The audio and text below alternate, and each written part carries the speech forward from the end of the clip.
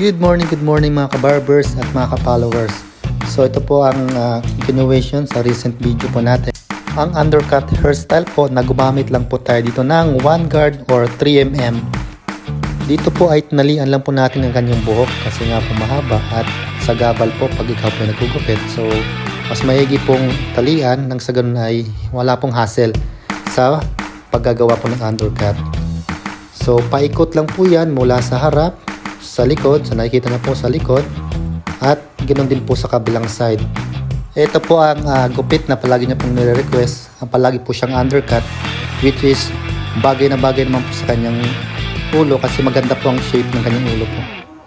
So yun, dahan-dahang hagod, paikot lang po siya. Ayun, nilinisan lang po natin. Tapos na po. Pagkatapos po niyang linisan ay atin po yung babalikan.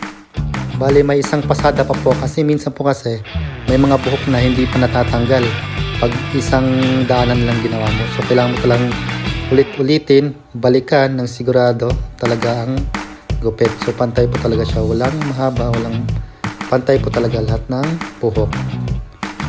Tapos ay gumamit na tayo dito ng trimmer para sa ating lining, para sa ating C-cup lining, nang sa ganoon ay mas magandang tignan, may forma at maangas ang ating undercut.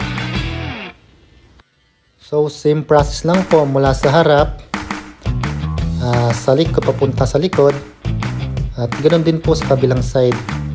Trimmer lang po yan. Pagkatapos na pong i-trimmer natin ay babasahin na po natin ng tubig. Nang sa ganoon ay mag-start na po tayong mag-ahit po. Gamit po ang labaha sa ahitan po natin ng sa ganoon ay mas malinis, mas magandang tignan ang gupit na undercut.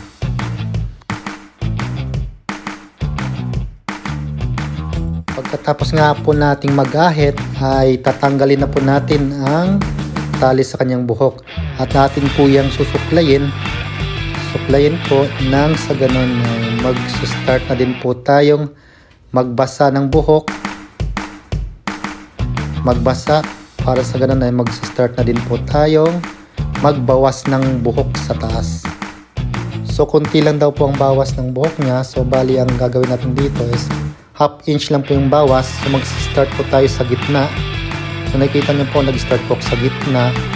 So ito po yung magiging guide natin para sa kabilang side. Yan po nakikita nyo, yung sumobra, yan po yung ang ipuputulin natin nang sa ganun po ay magpantay.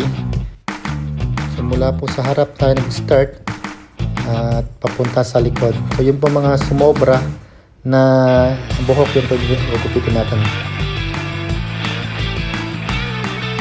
Pagkatapos po niyan ay atin po yung ayusin.